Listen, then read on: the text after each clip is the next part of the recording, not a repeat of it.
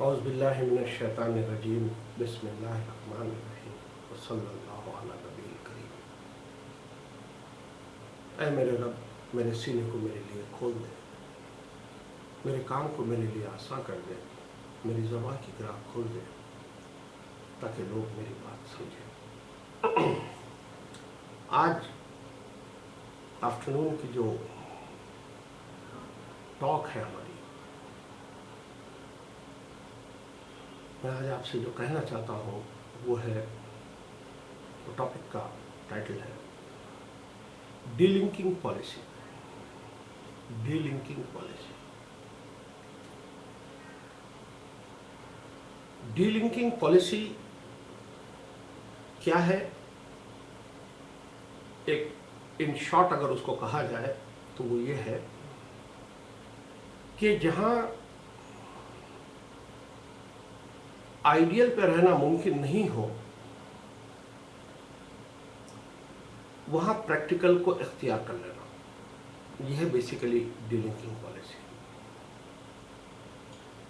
یہ ایک بہت اہم چیز ہے جو ہر انسان کو اختیار کرنا چاہیے۔ ہر انسان ایک آئیڈیل اس کے ذہن میں ہوتا ہے کہ یہ ہو، لیکن حالات جب ہم دیکھتے ہیں تو حالات میں وہ آئیڈیل سچویشنز وہاں ہمارے لیے موجود نہیں ہوتی ہے۔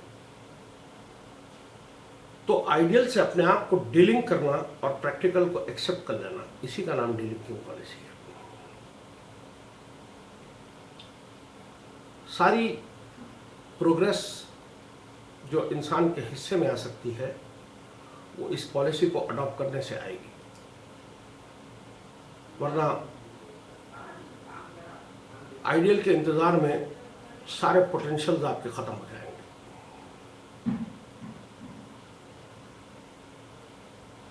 میں یہاں جو کچھ باتیں آپ کو بتاؤں گا اس کی ڈی لنکنگ پالیسی کی اہمیت کو سمجھانے۔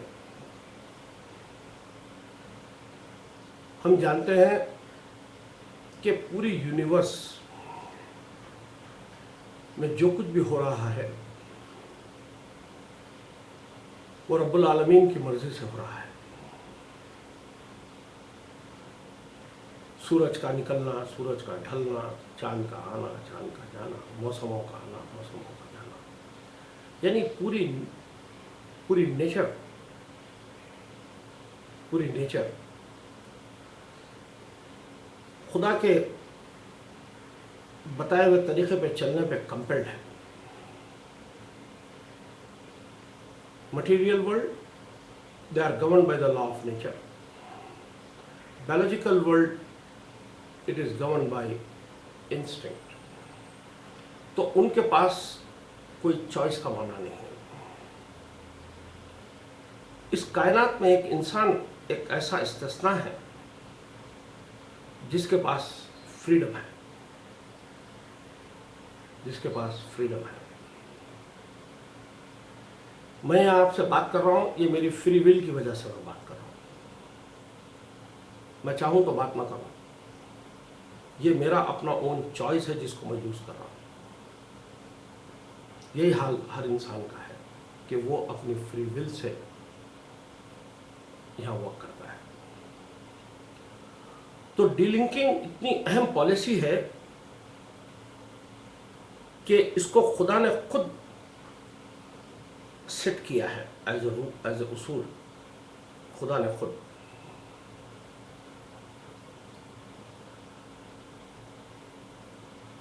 We know God is almighty, all powerful, all knowing. لیکن انسان کے ساتھ خدا نے کیا کیا؟ انسان کے اختیار سے اپنے اختیار کو اس نے الگ کر لیا۔ انسان کو فری ول دی کہ تم چاہے جو کرو، جو مرضی آئے کرو۔ اس لمیٹڈ لائف کی تک کا خدا نے اپنے اختیار کو انسان کے ساتھ ختم کر لیا۔ یعنی اب انسان کی مرضی میں، انسان کی مرضی کو بالکل یہ آزادی ہے کہ وہ اپنی مرضی سے کچھ بھی کرے. یہ آزادی چاند سورج جھاڑ پہاڑ کسی کے پاس نہیں. تو میں اس کو کہوں گا کہ خدا نے اپنے آپ کو ڈیلنگ کیا، اپنے اختیار کو انسان کے ساتھ ڈیلنگ کیا اس کے اختیار کے معاملے میں، کہ انسان کو اختیار دیا کہ وہ اپنی مرضی سے جو چاہے کرے، چاہے نیکی کرے یا بدی کرے، چاہے اچھا کرے یا برا کرے. اسی ڈیلنکنگ کی وجہ سے سب سے اہم بات جو آتی ہے وہ ہے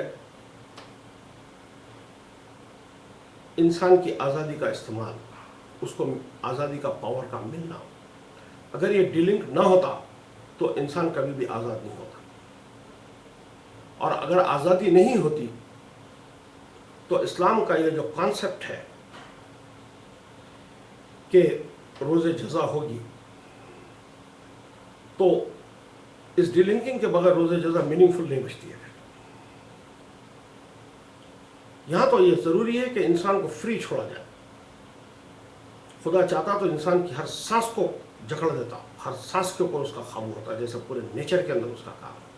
لیکن فریڈم آف مین کے لیے خدا نے یہ ایکسیپشن کیا ہے کہ اپنے آپ کو ڈیلنگ کر دیا اس سے، اور انسان کو کہا کہ جاؤ تم آزاد. یہ آزادی دراصل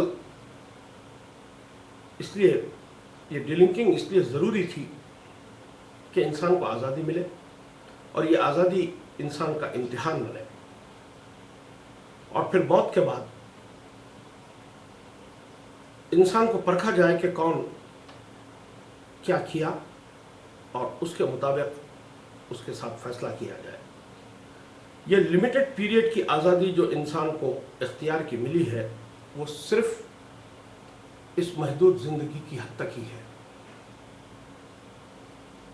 تو میں آپ سے بتانا چاہ رہا ہوں کہ خدا نے خود ڈیلنکنگ کی پالیسی کو اختیار کیا انسان کے ساتھ کہ وہ اپنے معاملہ کرے. ڈیلنکنگ بہت ضروری ہے انڈیویجول میں، فیملی میں، نیشنز میں، اور انٹرنیشنل سینیریوز میں. بغیر اس کے کچھ نہیں. کسی کو بھی آئیڈیل نہیں ملتا ہے، کسی کو بھی. ایسے آئیڈیل کی سچویشن نہ ہو جس پہ ہم عمل کر سکتے ہیں، تو فوراً انسان کو اپنے آپ کو آئیڈیل سے ڈیلنگ کر لینا چاہیے اور پریکٹیکل کو ایکسیپٹ کر لینا چاہیے. میں ایک پولیٹیکل ایگزامپل سے اپنی بات کو سمجھاؤں گا آپ کو. کشمیر کے معاملے میں پاکستان 1948 سے ابھی تک مسلسل ہندوستان کے ساتھ لڑائیاں لڑ رہا ہے. وہ چاہتا ہے کہ وہ جو حصہ ہے وہ واپس اس کو مل جائے.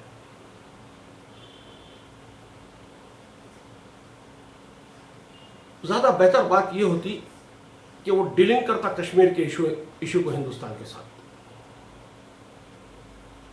میں یہاں بحث میں نہیں جاؤں گا کہ ایشو کیا ہے اور کیا صحیح اور کیا غلط ہے، نہیں، میرا وہ سبجیکٹ نہیں ہے یہاں پر. میں آپ سے یہ کہنا چاہتا ہوں کہ پاکستان کے لیے بہتر طریقہ یہ تھا کہ کشمیر کے مسئلے کو ڈیلنگ کر دیتا انڈیا سے ریلیشن شپ کے اندر، اور دوسرے تمام وہ امکانات جو دونوں بھائی ہیں پاکستان اور انڈیا، وہ بھائی چارگی کے، وہ تمام جو پوٹینشلز تھے ایک دوسرے کے کنٹریز کے، اس کو وہ اویل کرتے، کشمیر کو ڈیلنگ کرتے، اور پھر دونوں نیشنز کے لیے کیا بہتر تھا اس کی اویلمنٹ کرتے. یہ ایک تھی چھوٹی سی مثال جو پولیٹیکلی جڑی ہوئی ہے. قرآن میں ہم کو بتایا جاتا ہے کہ جتنے انبیاء ہیں وہ تمام انسانوں کے لیے ایک رول ماڈل کی حیثیت رکھتے ہیں. ان کا جو اسوہ ہے، ان کے جو کام تھے، جو ان کا عمل تھا، وہ تمام انسانوں کے لیے ایک نمونے کی حیثیت رکھتے ہیں. اور تمام انبیاءوں کے اسوہ کو ماننا قرآن کی ثابت شدہ نص ہے. میں یہاں ایک ڈیلنکنگ پالیسی کی ایک مثال دوں گا پروفٹ جوزف سے. پروفٹ جوزف، جس کو یوسف علیہ السلام بھی کہتے ہیں ہم لوگ. آپ کا ذکر بڑی تفصیل سے بائبل میں بھی ہے، قرآن میں آپ کے نام کا پورا ایک سورہ ہے جو سورہ نمبر 12 ہے، سورہ یوسف۔ حضرت یوسف سیریا اور فلسطین کے بیچ کا ایک علاقہ تھا جہاں آپ پیدا ہوئے، پھر کسی وجہ سے میں اس تفصیل میں نہیں جاؤں گا، پوری تفصیل اگر جاننا ہے تو آپ بائبل اور قرآن کے مطالعے سے اس کو جان سکتے ہیں۔ آپ مصر چلے گئے۔ مصر میں اس وقت جو کنگ تھا وہ ایک مشرک پیگن کنگ تھا، مشرک پیگن کنگ، جو مسلم کنگ نہیں تھا، ایک مشرک پیگن کنگ تھا۔ مصر میں کچھ ایسے حالات گزرے جس کی وجہ سے کنگ نے دیکھا کہ یوسف میں بہت اچھی صلاحیت ہے، جس کی وجہ سے وہ جو سوکھا پڑا تھا اس کا وہ مینجمنٹ کر سکتے ہیں۔ حضرت یوسف کی مینجمنٹ کیپیسٹی کو اس نے ریکگنائز کیا اور پھر حضرت یوسف سے کہا کہ تم میرے نیشن کو مینیج کرو، یعنی فوڈ منسٹری، یا یوں کہیے کہ اس زمانے کی پرائم منسٹری، کیونکہ وہ اکنامی پوری ایگریکلچر ہوتی تھی، سب سے اہم چیز ہوتی تھی، انڈسٹری تو تھی نہیں وہ حضرت یوسف کے ہاتھ میں تھی۔ اور ہم جانتے ہیں کہ مصر کے اندر حضرت یوسف کو نبوت ملی، اور وہ ایک موحد نبی تھے، توحید کے نبی تھے، وننس آف گاڈ کے نبی تھے۔ لیکن یوسف نے اس بات کو اس بات سے الگ کر دیا، ڈیلنگ کیا انہوں نے۔ وہ یہ نہیں دیکھے کہ میں مشرک اور پیگن بادشاہ کی خدمت کر رہا ہوں تو مجھے نہیں کرنا چاہیے، میں ایک توحید کا نبی ہوں، یعنی آئیڈیالوجی کا ٹکراؤ تھا وہاں۔ مصر کا بادشاہ پیگن اینڈ مشرک تھا، یوسف اللہ کے نبی تھے، وننس آف گاڈ کے لیے بھیجے گئے تھے، لیکن اس کے باوجود اس ایشو کو بازو میں رکھتے ہوئے حضرت یوسف نے پوری آنیسٹی کے ساتھ اس بادشاہ کی خدمت کی اور مصر کی سچویشن کو سنبھالا۔ یہ ایک بہت اچھی مثال ہے ہم تمام ان لوگوں کے لیے جو مسلمز ہیں، جو نان مائنارٹیز میں ہیں یا اور کہیں پر بھی ہے، تو ان کو یہ سمجھنا چاہیے کہ چاہے حکومت کوئی بھی ہو، ہمارا باس کوئی بھی ہو، ہماری ایڈمنسٹریٹو سسٹم کوئی بھی ہو، اس سے ہم کو کوئی فرق نہیں پڑتا ہے، اس سے ہم کو فرق نہیں پڑتا ہے۔ ہمارے دین کو، ہمارے بلیفز کو، ہمارے عقیدے کو اس سے ڈیلنگ کریں اور پوری آنیسٹی کے ساتھ اس ملک کی، جیسے انڈیا میں آج مسلم اپنے آپ کو مائنارٹی کہتے ہیں، حالانکہ سیکنڈ میجورٹی میں ہیں یہاں پر، وہ ایک الگ بات ہے، اس کنٹری کو اپنی کنٹری نہیں مانتے، بس وہ پتہ نہیں کیا ہے ان کے دماغ میں۔ تو ان کو چاہیے، ٹھیک ہے ان کے جو بھی آئیڈیلز ہیں وہ صحیح ہے یا غلط ہے وہ بازو میں رکھیا، لیکن جس اپنے آپ کو ڈیلنگ کر کر اس ملک کے اچھے شہری، اچھے جو جابز ان کے پاس ہے اس کے اندر ایمانداری کے ساتھ کریں، اور وہ حضرت یوسف کا نمونہ اس کے اندر اپنائیں۔ دوسری مثال میں آپ کو دوں گا حضرت مسیح علیہ السلام کی، جیسس کرائسٹ کی۔ ہم جانتے ہیں فلسطین کے اندر حضرت مسیح کو نبوت کا کام نبھانا تھا، آپ کو نبوت وہاں ملی تھی، تو اس ٹائم پہ وہاں رومنز کی حکومت تھی، رومنز تھے وہاں پر، اور رومنز جو تھے وہ یوں کہیے کہ وہ توحید میں بلیو نہیں کرتے تھے، وہ توحید میں بلیو نہیں کرتے تھے۔ جب مسیح اپنی دعوت و تبلیغ کر رہے تھے تو مسیح کی زندگی میں ایک سوال آیا، کسی نے پوچھا ان سے کہ یہاں جو کنگ ہے وہ آپ جو تعلیمات دیتے ہیں اس سے بلانگ نہیں کرتا ہے، وہ دوسری آئیڈیالوجی کو ماننے والا کنگ ہے، تو ہم کیا کریں؟ تب حضرت مسیح علیہ السلام نے کہا ان سے، تو وہاں کا جو گورنر تھا اس کو وہ سیزرز کہتے تھے، سیزرز، give Caesars what is of the Caesars, give Caesars what belongs to Caesars and give God what belongs to God. جو خضرا کا ہے خضرا کو دے دو، جو خدا کا ہے خدا کو دے دو۔ حضرت مسیح نے تعلیم دی کہ انسان کے پوٹینشیل ضائع نہ ہو جائے پولیٹیکل الجھن کرنے سے. جو پولیٹیکل سسٹم ہے اس کو ایکسیپٹ کرو, اس کو ریگارڈ کرو, be honest to that king, be honest to that system, اور تمہارا جو اپنی خود کی کام ہے, نبوت کا کام ہے, دعوت و تبلیغ کا کام ہے, وہ جاری رکھو. تو ایسی کئی مثالیں ہم کو قرآن سے ملتی ہے. ایون ہمارے جو پروفٹ ہے, پروفٹ محمد کی زندگی سے بھی ایسی مثال ملتی ہے. ہم جانتے ہیں کہ آپ نبی توحید تھے. جب آپ کو نبوت ملی تو مکے کے اندر پیگنزم اینڈ بت پرستی آخری درجے میں تھی, اور آپ نبی توحید ہیں. تو مکہ ایک سٹی آف پلگرمیج بن گیا تھا. اس بتوں کے لیے سارے لوگ وہاں آتے تھے, جس کی وجہ سے کافی لوگ ملتے تھے. یہ بت تھے جس کی وجہ سے ایک پوٹینشیل جاگا. محمد رسول اللہ کو آڈینس ملے. اگر وہاں بت نہیں ہوتا تو محمد رسول اللہ کو آڈینس بھی نہیں ملتے. مکہ چھوڑ کر کدھر کدھر جانا پڑتا آپ کو. تو آپ نے کیا کیا؟ بتوں کے مسئلے کو بازو رکھا, ان سے الجھن نہیں کی. وہ جو کچھ کرتے تھے اس کے ساتھ آپ نے الجھن نہیں کی, اور آڈینس کا ایڈوانٹیج لیا اور ان کے ساتھ اپنی دعوت و تبلیغ کی. یعنی نبی کا تو یہ کام تھا, آئیڈیل تو نبی کے لیے یہ تھا کہ وہ سب سے پہلا کام بتوں کو نکال کر کعبے میں سے پھینکے اور کعبے کی طہارت کرے. لیکن نبی اگر ایسا کرتے تو پہلے دن ہی فساد کھڑا ہو جاتا اور کام ختم ہو جاتا.